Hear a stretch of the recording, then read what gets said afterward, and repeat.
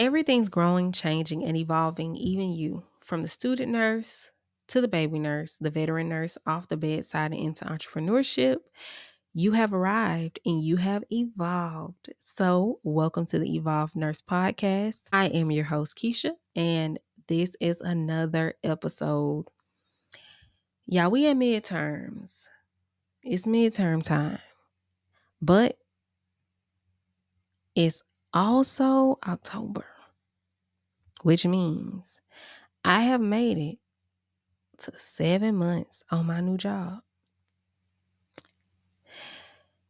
Y'all also know what that means? That I have been on a few interviews, put in a plethora of applications, updated my resume on all my skills, and I will tell you why. So I never want to be the person at a job, and I've been here for 15 years, right?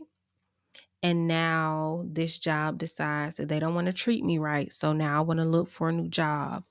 Or this job decides that they want to let me go. Now I have to look for a new job. And it's almost being thrown back into the dating scene. Like, it's ghetto out here. Like, I don't know what to do. I have no idea what to say in an interview. Where do I start? And now you're on Google trying to figure out what questions are they going to ask in an interview. I know a lot of people, they're going to go to Google and they're going to pull up a plethora of questions, write down some answers, and figure out what they're going to say. They're perspiring, their hands are sweaty, their forehead sweaty, their underarms sweaty, and they end this interview stumbling over their words because they have never had to go on this date before. Really, y'all, think about it. Leaving your old job that you have the attachment with, that all of your friends, all of your memories are there. That is one of the hardest things to do ever. There are several of us who stayed at the job just for the people that we worked with. And now you got to find a new job. You got to find a new person to tango with. Oh no. And not only that, the application process is so strenuous sometimes that you just look at it and you give up. You look at the application, you start breathing heavy, and you close your computer. And don't let it be an application. I'm country, y'all. I'm sorry. And don't let it be an application that requires you to not only upload your CV/resume, but also put in the job descriptions after you already uploaded your CV resume. Do y'all know how annoying that is? So yeah, here we go. Why should you continue to apply for jobs even when you have a job? That's the episode today. And I'm coming to y'all as somebody who is a frequent job looker. And I'll tell you why I'm a frequent job looker. I do this because at one point in my career, I worked on a COVID unit and realized that the hospitals, they really did not care that much about us. And it wasn't until I sat down with this young lady at the nasal swab clinic that I worked at, and she said, Keisha, if you don't like that job that much, then you might want to look into something else. She said you have to live your life with the mantra of, if you died today, your job would be on Indeed tomorrow. And when she said that, it felt like a relief off of my back because I was carrying so much during that time. Because y'all, I had 2 jobs. I have always had 2 to 3 jobs since I can remember. This is the first time that I've only had one job at a time. And so when she said that, I felt like I could breathe because I'm like, I'm new at nursing. I don't know what to do. This is my first job. Like, I'm going through all of these changes. I have no idea what I want to do. And when she said that, I realized that nursing is a huge field. There are so many specialties. There's so many things that you can do. Not only can you do office, you can do ICU, you can do PCU, you can do the OR, you can do the ER, you can go outpatient, you can do ambulatory, you can go back to school and do upper management. You can have your own clinic. There are so many things that you can do as a nurse.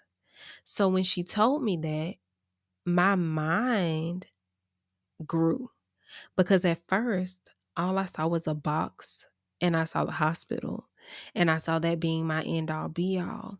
And I saw that being something that I was going to be in for a very long time and being unhappy. And so when she said that, y'all, I needed that.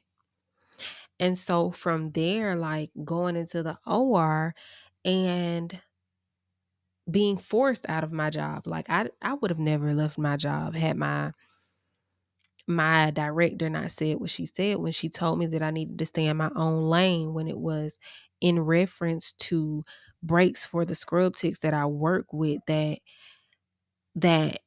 I'm supposed to be the person in the room that's supposed to be keeping up with safety, and you got people in here that ain't ate all day and they can't eat because now we got another surgery that's going, and they're the only people that know how to run this surgery.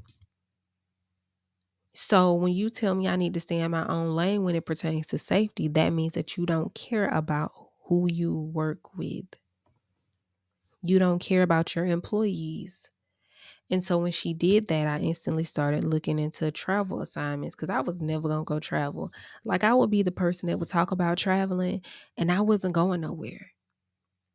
I wasn't going nowhere. I was going to stay in that job, do the same thing every day, work with my homies, have fun working with my friends. And even if the work environment was poor, I knew that I was going to go work with my homegirl.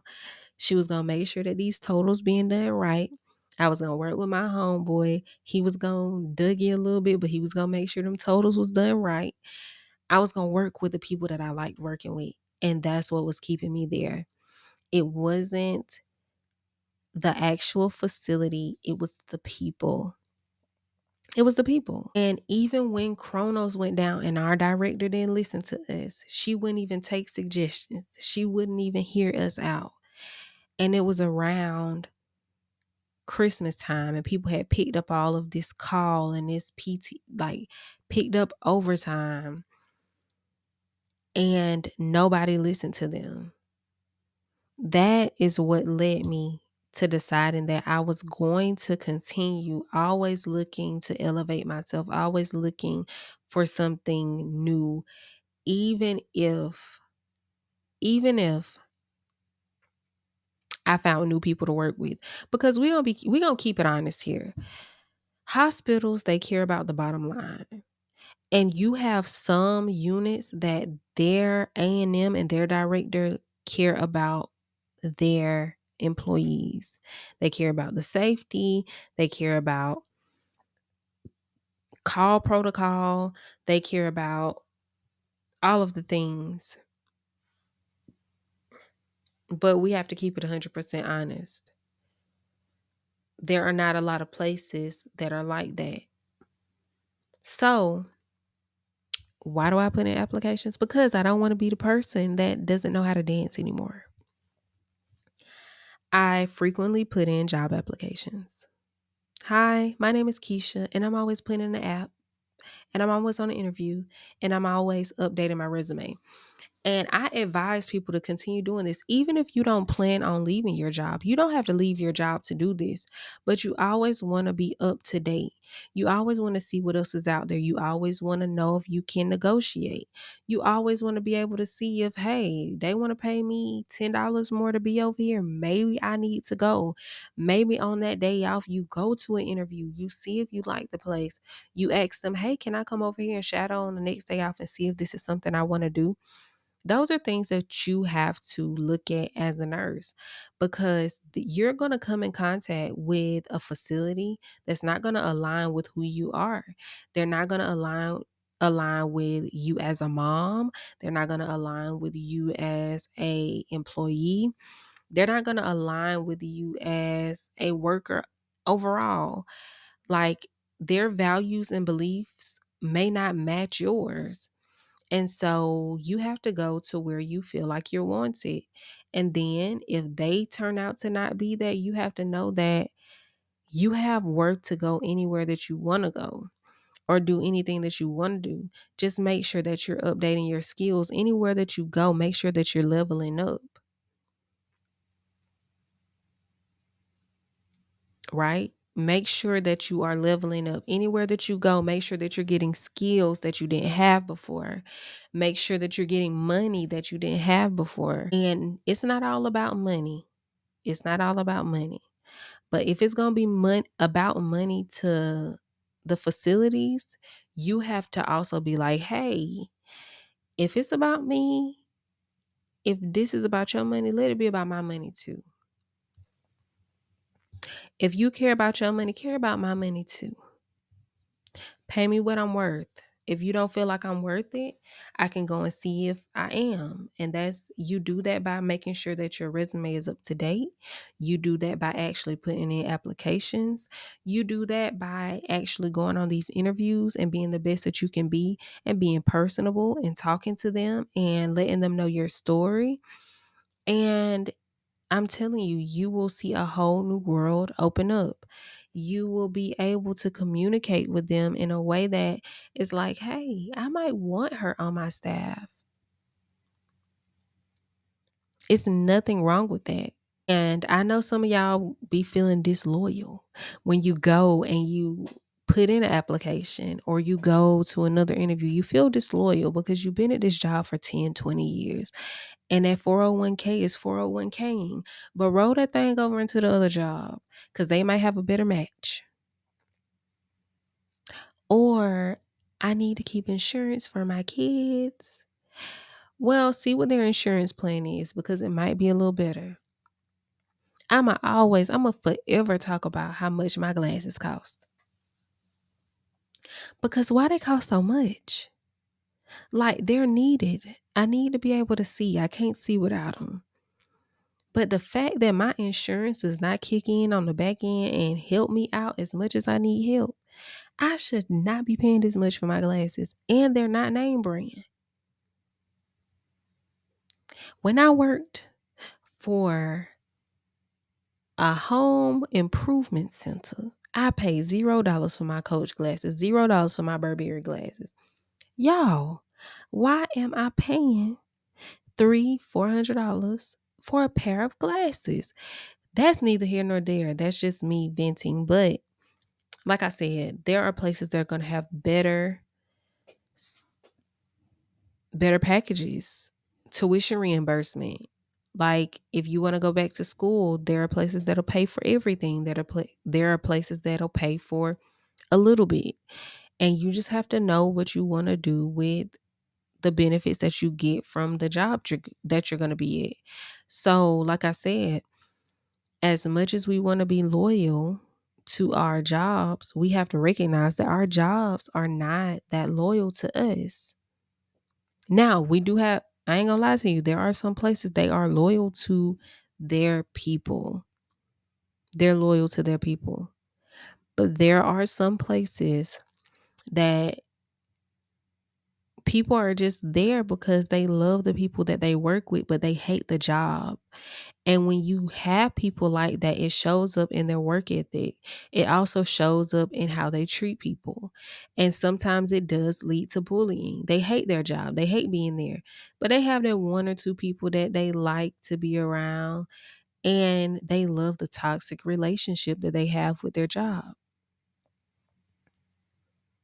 Y'all don't want to talk about toxic relationships with jobs and how you go back to that job every day hating it, rolling out of your bed like Scrooge, mad at the world because you got to go to work. When it gets to that point, it's time for you to go ahead and job search. And in order for you to do that, you have to keep your resume intact. Every new skill you learn, put it on your resume. Every certification that you have, put it on your resume. Let them pay for your certifications. If you need your ALS, BLS, Get it through your job. It is imperative that I really be wanting nurses to know their worth, because it's so easy for us to lose ourselves in the systems, like in the hospital systems, that we forget that you have a whole career that can be so large if you just decided today that you wanted to do something different. There are so many things that you can do. Like I say, you can be a nurse on the bedside, not on the bedside. You can go off the bedside. You can decide that you no longer want to be a nurse and go into a second career. There are so many things that you can do. And I think that it is time for y'all to start putting in applications, seeing what you want to do, seeing what's out there. Like being stuck at a job, not knowing how to interview, not knowing how to put together a resume. Those are things that are very, very basic things for people to know. And so I really just want all the nurses that are listening to this episode to remember what your worth is. Your worth is not tied to whatever hospital system you work for. Your worth is tied to how you treat your patients every day, how you treat yourself, how you treat your family, how you treat your friends.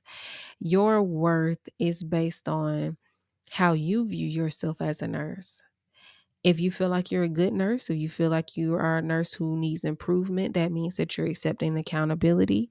If you're a nurse who decides that they know it all, it's going to show up. It's going to show up.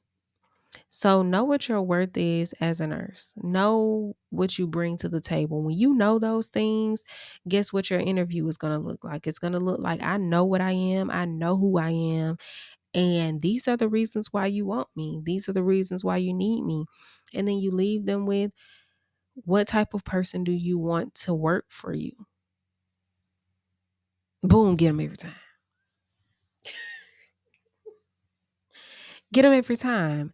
Because I really want to know, who do you want to work for you? What are you looking for in an employee? What can I bring? Like, I know what I bring to the table, but what do you need for me to bring to the table to add to the team? Cause you do everything already, y'all. Y'all doing everything already. You'll just do it at another facility.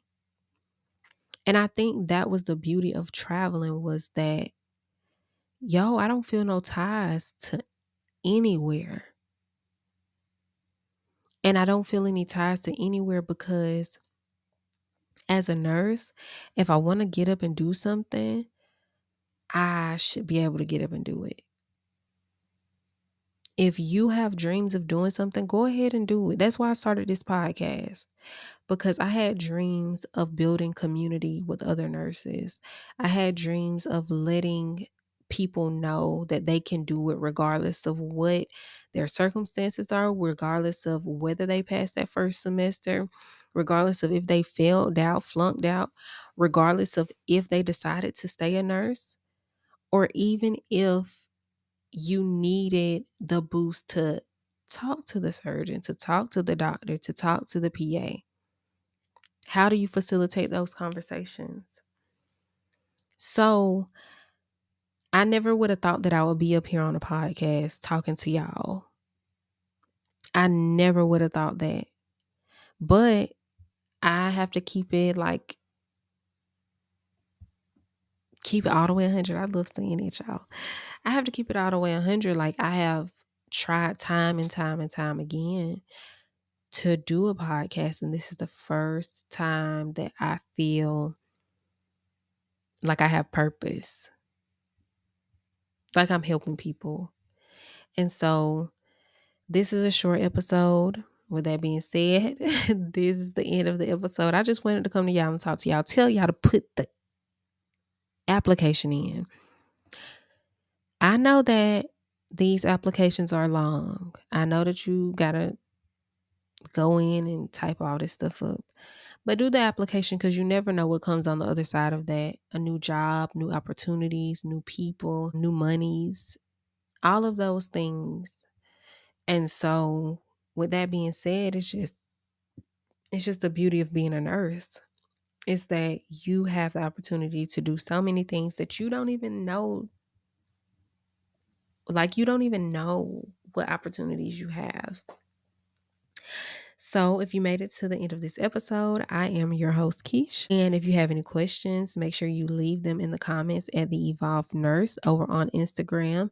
You can join our nursing community on Facebook called Nurses Evolving, as well as if you have any deep questions or you want to talk to me about something, you can always email me at the evolvednurse@gmail.com if you have any questions. With that being said, y'all have a great, great, great day. Bye.